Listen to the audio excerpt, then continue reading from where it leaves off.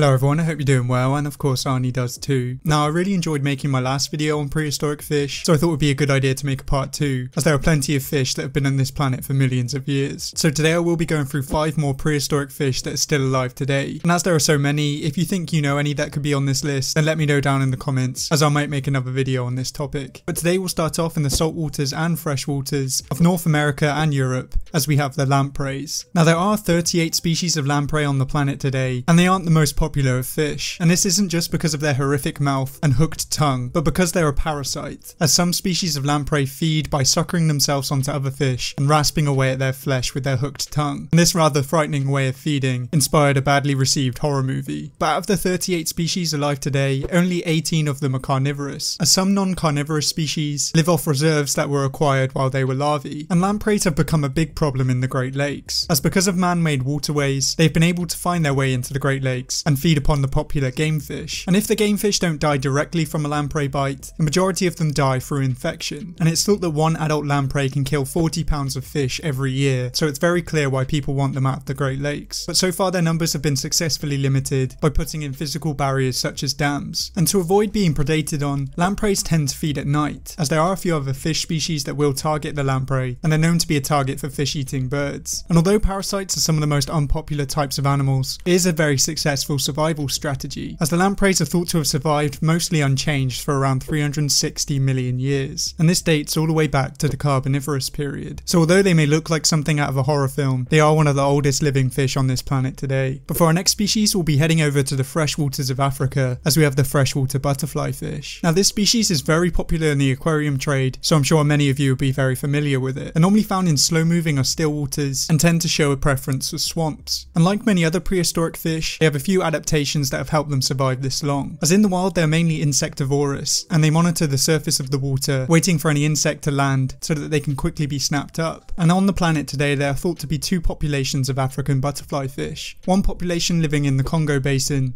and the other living in the Niger basin, and these 2 species look so similar that experts struggle to tell them apart. However, scientists discovered that the genetic sequences of these 2 populations differed by around 15%, and this was very surprising, as different populations of the same species normally have a difference of around 2 or 3%, and 15% difference is more typical of what you would find in a whole fish family. And this team of scientists then found that this genetic separation had occurred more than 57 million years ago, and this was especially shocking for the scientists, as the physical characteristics of these 2 populations had barely changed, and this shows us that the species is so well adapted that they barely changed in this time. And just like many other fish that inhabit the swampy waters of Africa, the African butterfly fish can breathe atmospheric oxygen, but as they only reach a maximum size of around 12 centimeters or 4.8 inches, they can fall prey to fish-eating birds. But these butterfly fish are very hard to spot, as when viewed from above, they almost perfectly blend in with leaf litter, and all these adaptations have helped the African butterfly fish live on this planet for a very long time, as the butterfly fish and its lineage are thought to date back around 100 million years ago, back to a time when the dinosaurs were still walking the earth. So this is one of the few prehistoric fish that you can keep in your homes. But for our next prehistoric fish, we'll be heading down into the deep ocean, as we have the Goblin Shark. Now the Goblin Shark is a very rare species of deep sea shark, and is the only living representative of its family. And one of the first things that you may notice about this shark is that it's not a very pretty one. And although it's still debated what its long snout is for, as some believe that like other sharks, this snout is filled with sensory organs to help them find their prey. But others believe that it's used to poke around in narrow crevices to help get prey items out into the open. But another thing that's very prominent on this shark is its jaws. And the Goblin Shark definitely has some of the weirdest jaws for a shark, as these jaws are attached to elastic ligaments, and when prey comes into striking distance, the jaw protrudes out, allowing the shark to catapult its whole mouth towards the fish. But just like the lamprey, the Goblin Shark has also inspired some filmmakers, as the knife head from Pacific Rim was said to be a homage to the Goblin Shark. And this strange looking shark is also one of the largest fish in the ocean, as they're thought to reach a maximum size of around 6 meters or 20 feet, which makes them one of the largest deep sea predators. And as these sharks can dive to depths of around 1,300 meters, you're very unlikely to see one, as most of the sightings are when fishermen accidentally catch them when they're targeting other species. But this strange shark and its ancestors are thought to date back 125 million years ago to the Cretaceous period, so this truly is a very ugly prehistoric fish. But for our next species, we'll be heading down to the freshwaters of South America, as we have the Rapaima. Now the Rapaima is probably one of the best known monster fish on the planet today, and as they can reach a size of 3 meters or 9.8 feet, they are among the largest of freshwater fish. And just like many other prehistoric fish, fish still alive today, they have many adaptations that help them survive in a wide range of habitats, as they're another species that is able to breathe atmospheric oxygen, which helps them to survive in the most challenging of conditions. And the Rapaima also has thick scales along its body, making it almost impenetrable to other predators. But in the modern day, these scales have led to its downfall, as the Rapaima has been overfished for many years, both for its meat and its scales, as these scales have been used to make anything from bags to boots to jackets. And because of their tendency to breathe at the surface of the water, they're very easy to spot for fishermen. And because of their decline in numbers, in 1996 Brazil banned the fishing of this species, and there are still strict bans in place today. And although this species can look very scary at times, they feed almost exclusively on fish and have no interest in humans. But the Rapaima can be very dangerous when cornered, as they tend to leap out of the water, and as they have a very bony head, a collision with this fish could almost knock you out, and in the worst of cases this can prove to be fatal. And although it doesn't date back as far as some of the other species on this list, the Rapaima is thought to have existed on this planet for around 23 million years. And this dates back to the Miocene epoch, when the Smilodon and the Toxodon were still walking the planet. So although it's not the longest lived, it is still one of the largest prehistoric fish alive today. But for our next species, we'll head up to North America, as we have the paddlefish. Now, although I talk about a lot of threatened and endangered species on this channel, I rarely talk about fish that have recently gone extinct. And although the paddlefish are classed as a prehistoric fish, the Chinese paddlefish was thought to have gone extinct in around 2019. So today, the American paddlefish is the only living member of its family. But despite being the only living member of its family, they are still closely related to sturgeons, which are prehistoric fish in their own right. And the paddlefish is probably the most likely prehistoric fish to go extinct, as unlike the other species, they aren't able to adapt very easily, as the paddlefish is a filter feeder and feeds by swimming through large rivers with its mouth open, filtering out microfoods. And like with many other species, their dramatic decline has been caused by humans, as the constructions of dams have blocked their seasonal upward migration, and the introduction of other filter feeding fish has resulted in some unwanted competition. And just like the closely related sturgeons, their eggs are very highly valued, and if an animal ever produces something of value, it's normally overexploited by humans to the point where they can't bounce back. And this is exactly what's happened with the paddlefish, as they've been criminally overfished and are now a vulnerable species. And although there are many ongoing conservation efforts, this species still falls victim to poaching, as the demand for their caviar remains strong. But although it's struggling today, the paddlefish and their ancestors are thought to have been on this planet for around 125 million years, all the way back to the Cretaceous period. So hopefully more can be done to ensure that this species stays with us for a lot longer. But that's about it for this video. As I said at the start, let me know if you know any other prehistoric fish, and I'll be happy to make a part 3. But thank you for watching, I hope you enjoyed. If you liked it, please leave a like and subscribe if you want to see more videos like these.